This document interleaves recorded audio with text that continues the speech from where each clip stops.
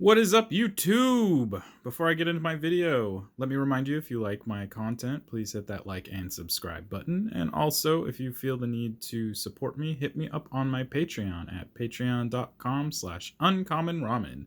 Capital U, capital R. I do all of this in my free time, so any amount of support can help me bring more of this content to you more often. All right, today we're going to be taking a look at a deck tech for Glacian, Power Stone Engineer, and Rebecc, Architect of Ascension. So this is a blue-white partner pairing.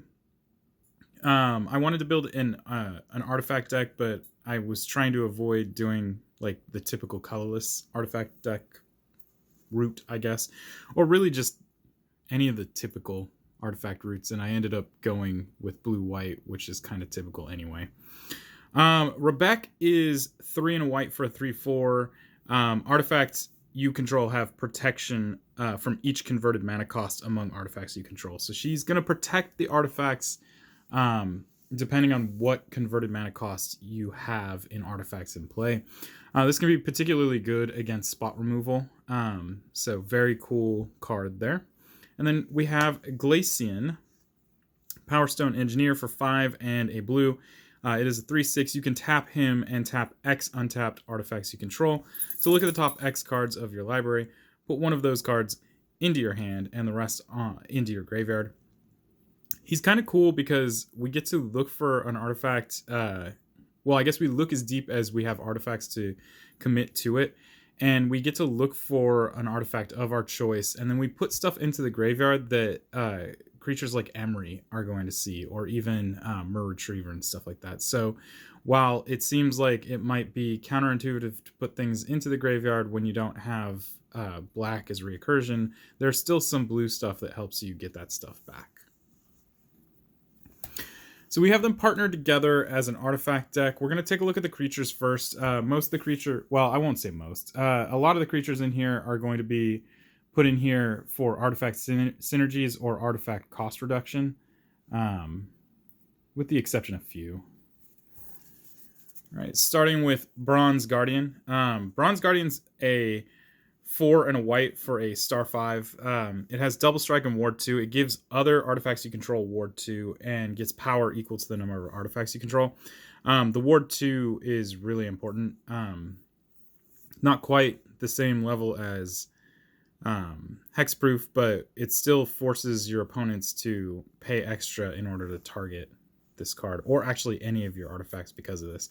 It's really cool to have on the board before you get Rebecc, or even at the same time. 2 levels of protection, very cool. Next up we have Digsite Engineer. Basically, whenever you cast an artifact, you can pay 2 to create a construct, basically a construct that grows bigger with each artifact that you control. Next up we have Emery, Lurker of the Loch. Has affinity for artifacts, and when it enters the battlefield, you're going to mill the top 4 cards of your library, and then you can tap her to choose an artifact card in your graveyard and cast it. Super good for trying to get those artifacts back that have died, but also really good for getting some of the stuff that Glacian might put into the graveyard back as well. Just a really cool card to access your graveyard. We've got Ethereum Sculptor. It just makes your artifact spells cost 1 less. We have Ether Sworn Sphinx. This has affinity for artifacts. It has flying and cascade. For a 9 cascade, you're going to hit any non-land card that has a converted mana cost of 8 or less, which is really cool. There's quite a few really good cards that you can hit with that. It also a 4/4 body, so can't sneeze at that. And you can potentially get this out for 2. So 2 for a 4/4 with flying and cascade is kind of crazy good. Then we have Foundry Inspector. Basically the same thing as the Ethereum Sculptor, just reduces the cost of artifacts by 1. We got Hannah Ship's Navigator, because you can return artifacts or enchantments from your graveyard to your hand with this card. Enchantments may not seem like a big priority in this deck, but there are some in here, and they're usually pretty good, so being able to get those back is actually pretty important. And then obviously on top of that, getting the artifacts back, especially the ones you absolutely need. For 1 and 2 white, or 1 a white and a blue, that's not bad. We got Joyrus Familiar. It's a 2/2 flyer that gives historic spells a -1 cost, and that includes artifacts, legendaries, and sagas. So we're still seeing our artifacts getting reduced here, but we're also seeing our legends getting reduced here. So that's cool for like Hannah, because now Hannah just costs colored mana. We got Kappa Cannoneer. Kappa Cannoneer has improvised, so you can use artifacts to pay for it. It has Ward 4. And whenever an artifact enters the battlefield under your control, you get to put a +1/+1 counter on Kappa Cannoneer, and it can't be blocked. So this can become a potential threat very quickly. The lack of being able to block it makes it really scary as soon as you can get it in play. And you can generally get this in play relatively quickly, because even though it has a 5 and a blue cost, the improvised cost here helps you to get it out relatively quickly. Got Lochiel, Clockwork Scholar. It prevents all combat damage dealt to attacking artifacts you control. So again, we're going to try and double up on a lot of our protections in here. We have Ward in here for all of our artifacts. We have Glacian, or Rebecc that does protection from converted mana costs. We have Lochiel for preventing damage to attacking artifacts. It makes it so that you can be a little bit aggressive without having to worry about losing something in the long run. It also says that whenever one or more artifact creatures enters the battlefield under your control, you get to draw a card. But you can only do that once per turn. There are other things in here that'll help you draw cards as well. Master Transmuter, probably one of the coolest cards in here. For 1 blue, you can tap it to return an artifact you control to your hand, or to its owner's hand, really. And you may put an artifact card from your hand into play. So we could potentially return one of our 2 mana rocks, Soul Ring, whatever it is, to our hand, and put down like a Mycosynth Lattice or a Darksteel Forge, which is devastatingly good. For 1 blue, it's I guess a Piper without having a tiny downside of returning an artifact to your hand. Got Master of Ethereum. Has power and toughness equal to the number of artifacts you control, and then gives other artifact creatures you control +1/+1. Nice little anthem. Pretty self-explanatory. We got Myr Battlesphere. The cool part about this is when it enters the battlefield, you get 4 1/1 Myr artifact Myr creature tokens. And when it attacks, it's going to deal damage equal to... Well, you can tap any number of Myr you control and deal damage equal to that to, I think, any target, right? 2 defending players. So it has to be 2 defending player. But it also buffs the Battlesphere. So if you tap 4 of them, it turns the Battlesphere into a 7/7 and deals 4 damage to the player you're attacking. That's super cool, and it's really easy to get a bunch of Myr in here, so very cool card. Next up, we have Myr Retriever. When it dies, you can return another artifact from your graveyard to your hand, so we can start trying to get things like the Mycosynth Lattice, Darksteel Forge, or whatever thing that is really important in our graveyard back to our hand. Got Oswald Fiddlebender. He's kind of a pod type card. For 1 white, you can tap him and sacrifice an artifact to search your library for an artifact card with mana value equal to 1 plus the sacrificed artifact's mana value, and then put that on the battlefield. So we can start stepping up into some of the more expensive artifacts using that ability. But like I said, it's kind of like a pod ability. And because those cards are going to the graveyard, Emery's going to see that. We have a chance to bring them back. Next, we got Padim, Console of Innovation. It gives all of our artifacts hexproof, so it's a step above the bronze Guardian, who gives Ward 2 by just giving hexproof, which is fantastic. And then if you control the artifact with the highest converted mana cost, you get to draw a card at the beginning of your upkeep, so really cool extra draw there. Palladium, pretty simple here. You can tap it for 2 colorless, cost 3. Really nice. We got Sign Master Thopterist. Anytime you play or cast an artifact spell, you get to create a Thopter. And then you can tap 1 in a blue and sacrifice 2 artifacts to draw cards, so another great way to draw cards. We got Scrap Trawler. Whenever Scrap Trawler or another artifact you control is put into your graveyard from the battlefield, return to your hand target artifact card from your graveyard with lesser mana value. So another way to start reoccurring artifacts from your graveyard. We got Sharding Sphinx. Whenever an artifact creature you control deals combat damage to a player, you get to create a Thopter. So we're just going to try and get a lot of those tokens. You can use those tokens with Sai to get some card draw. You could try to use them to swing wide. There's a bunch of possibilities with this. Not to mention they're all artifacts, so affinity is going to be seen with that, and it's pretty cool. We've got Shimmermer.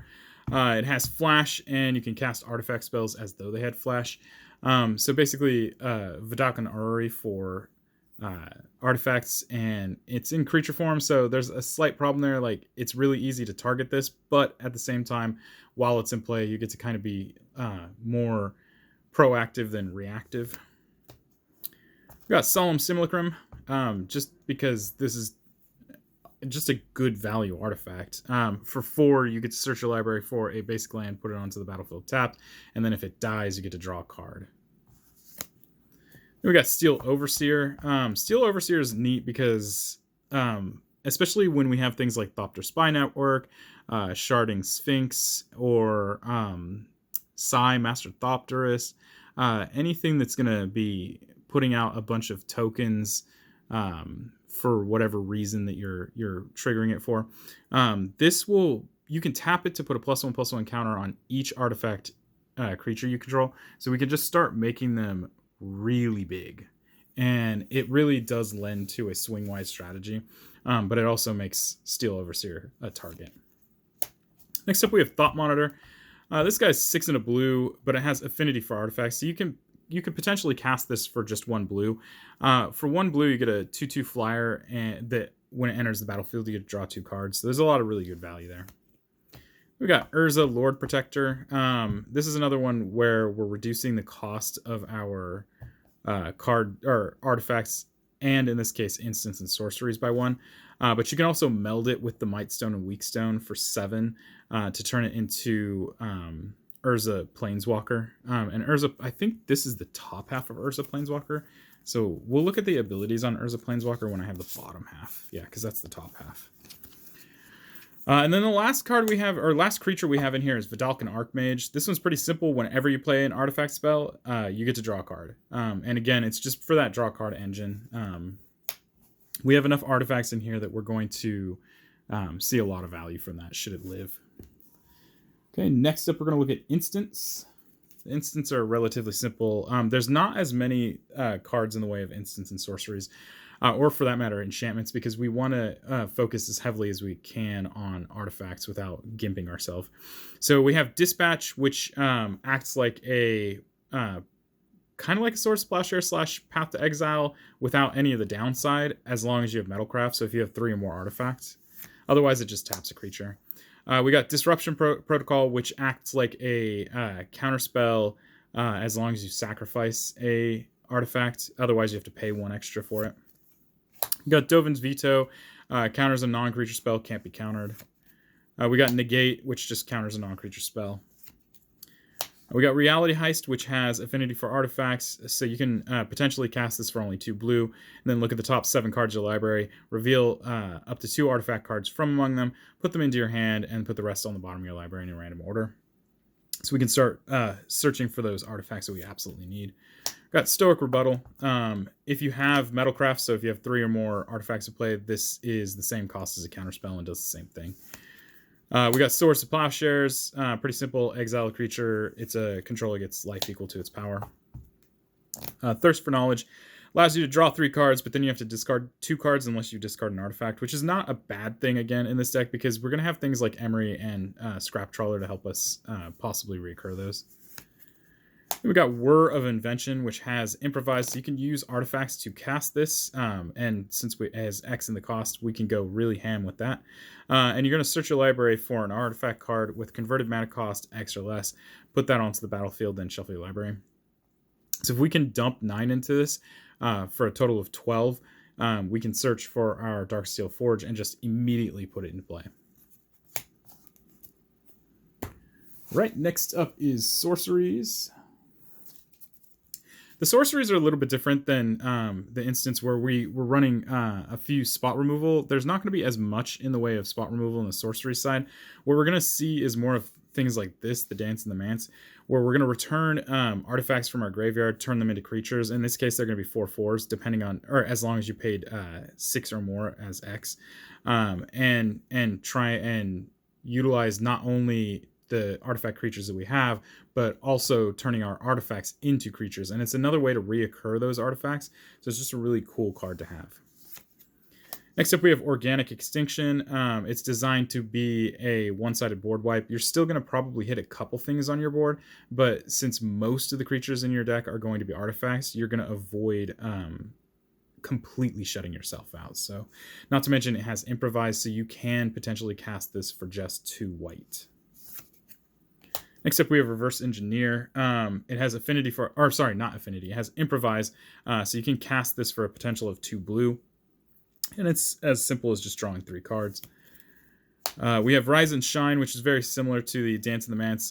For 1 and a blue, you can have one of your non-creature artifacts become a 0/0 artifact creature and then put 4+1/+1 counters on it.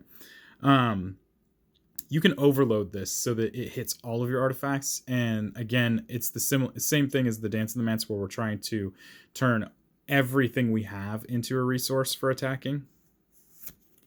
We have Thoughtcast, affinity for artifacts, so this is potentially 1 blue to draw 2 cards. Then we have Triumphant Reckoning. For 6 and 3 white, you return all artifacts, enchantments, and planeswalker cards from your graveyard to the battlefield. Again, fantastic recursion. It hits enchantments and planeswalkers as well. There is a planeswalker in here that may end up in the graveyard. And the enchantments that we have in here are really nice to have in place, so really cool way to recur those. All right, next up, we're going to look at the artifacts, which is, between that and the creatures, the biggest parts of the deck. Okay, so we got our Arcane Signet, pretty simple, 2-cost mana rock for color identity. We got Azorius Signet, taps for blue-white. We got Darksteel Forge, which gives all your artifacts indestructible.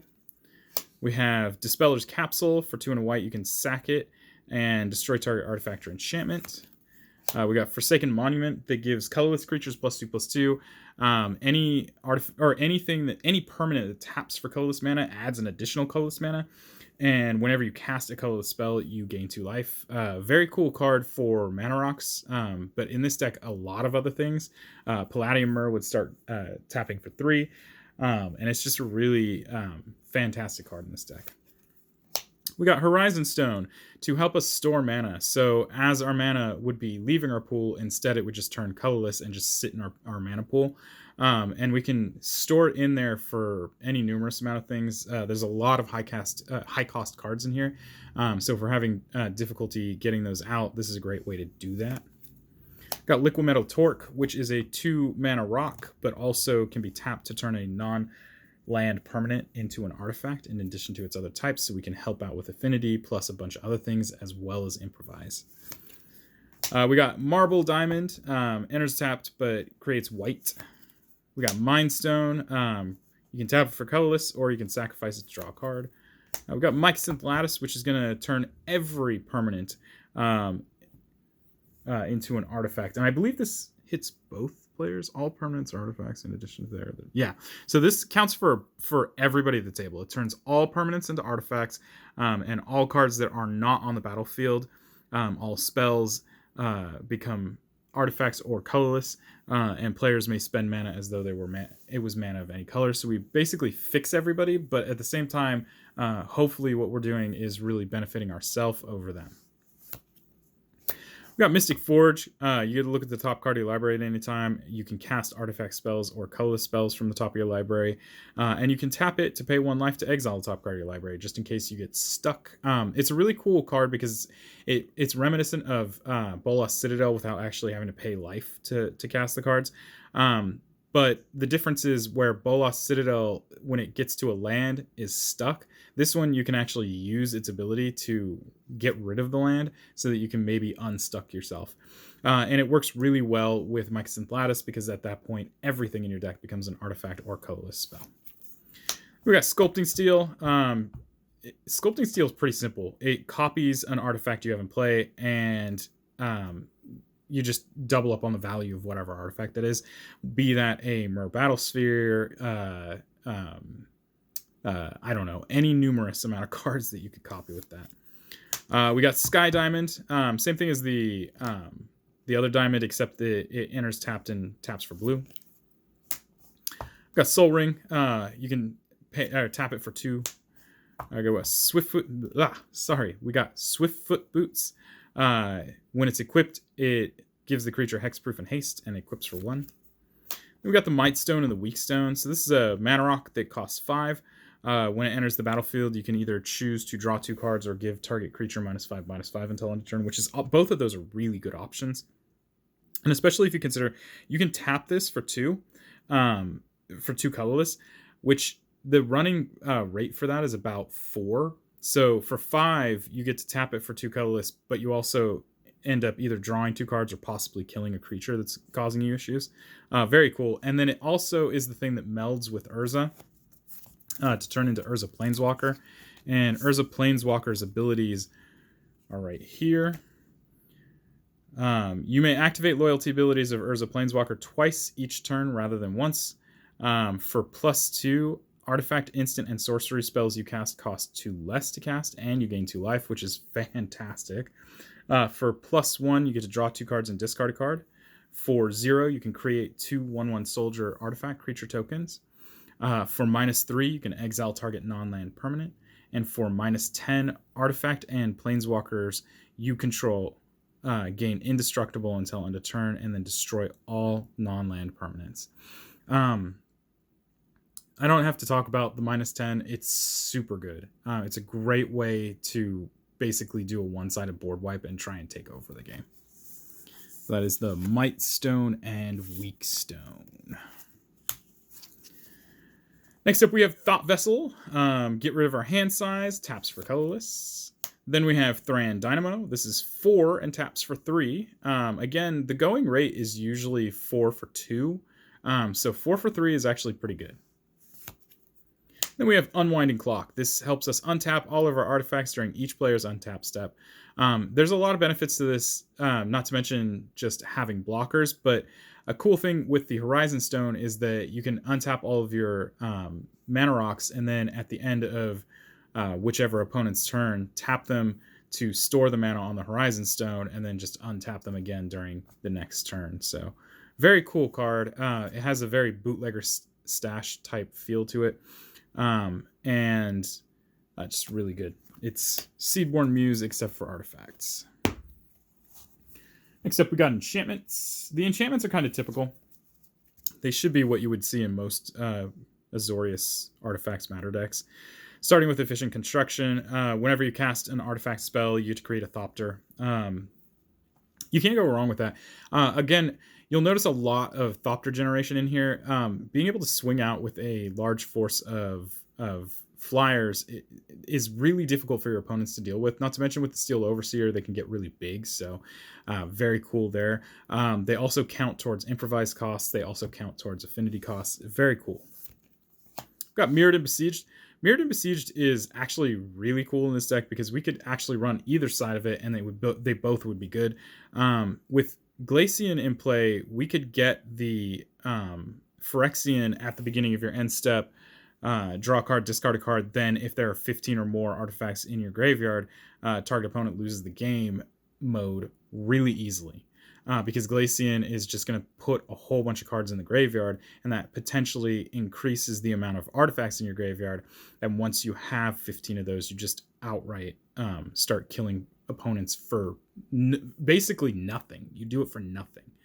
And then the other mode is Mirren, which lets you cast, whenever you cast an artifact, you get a Myr token. So again, we're seeing synergies there with the Myr Battlesphere, because that's more damage that we're going to be dealing when it attacks, and potentially more buff that we give the Myr Battlesphere on the attack.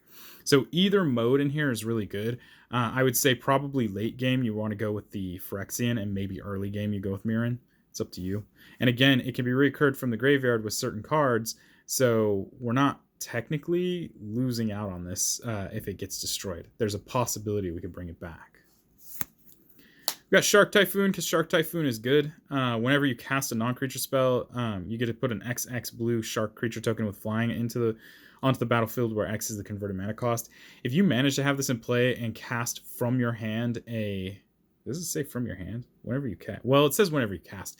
If you manage to cast a Darksteel Forge, that's a 9/9 flying shark. And again, I just got done talking about how flying Thopters can be a problem. Imagine much bigger flying sharks. Next, we have Smothering Tithe. Smothering Tithe is just a fantastic card in general, but one of the best parts about this is that it creates treasure tokens, which are artifacts. So again, Improvise and Affinity for Artifacts sees that and is just a fantastic bonus. Basically, whenever your opponents draw a card, they have to pay 2. If they don't, you get a treasure token. And then lastly, we got Thopter Spy Network. At the beginning of your upkeep, if you control an artifact, you get to create a 1/1 Thopter, and whenever a artifact creature you control deals combat damage to a player, you get to draw a card.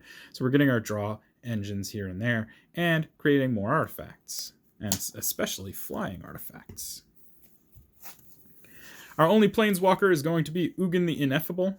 Colorless spells cost 2 less to cast, so we can potentially bring the cost of a lot of these spells down to 0. You can, for +1, exile top card of your library face down. You can look at it, create a 2/2 colorless spirit creature token, and then when that token leaves the battlefield, put the exiled card into your hand.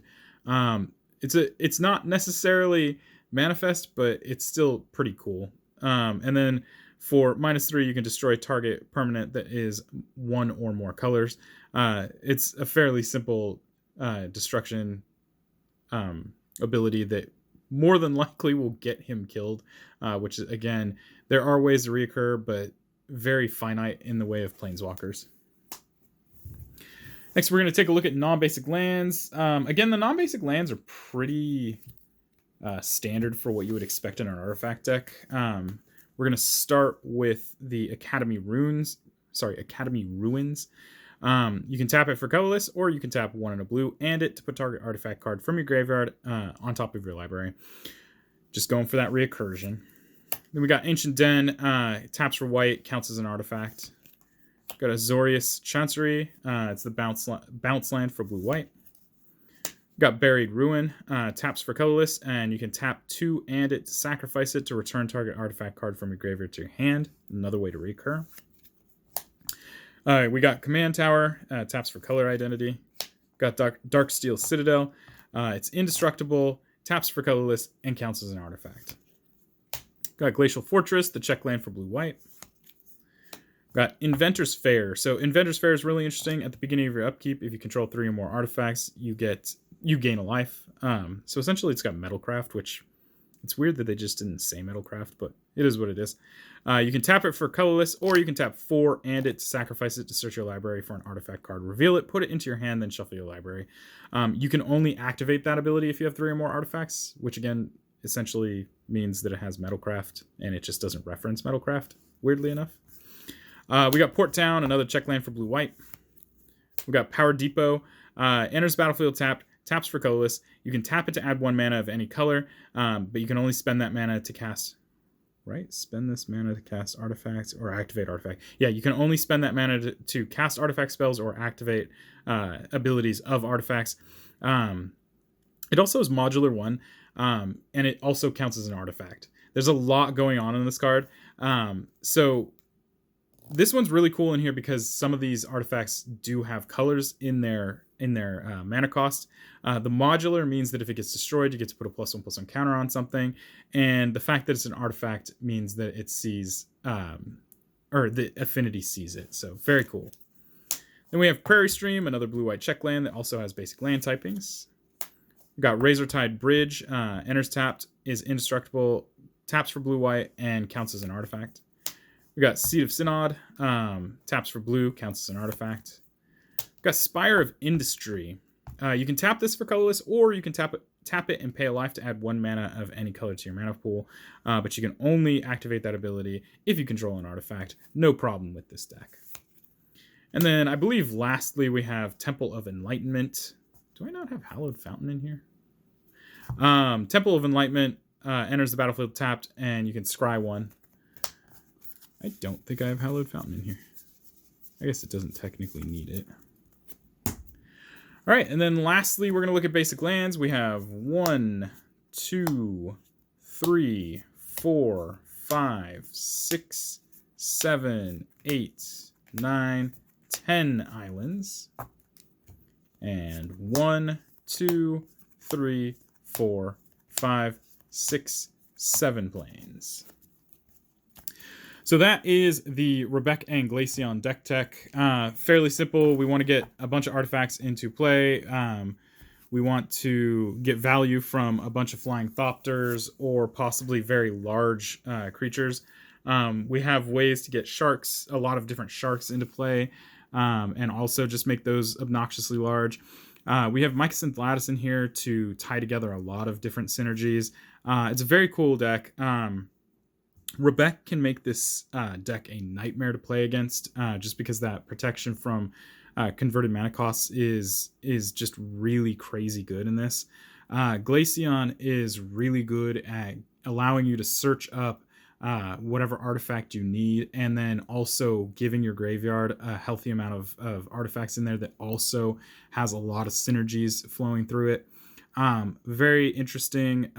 I wouldn't say that it breaks the mold of artifact decks. I'm sure that I could have picked something that was a lot less played, but I did enjoy building this, and I've played this a couple times. Very interesting.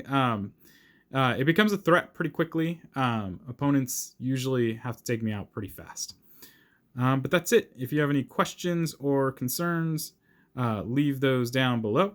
But let's keep it positive. I will be removing any negative comments. And I think that's it, guys. Until next time. Peace.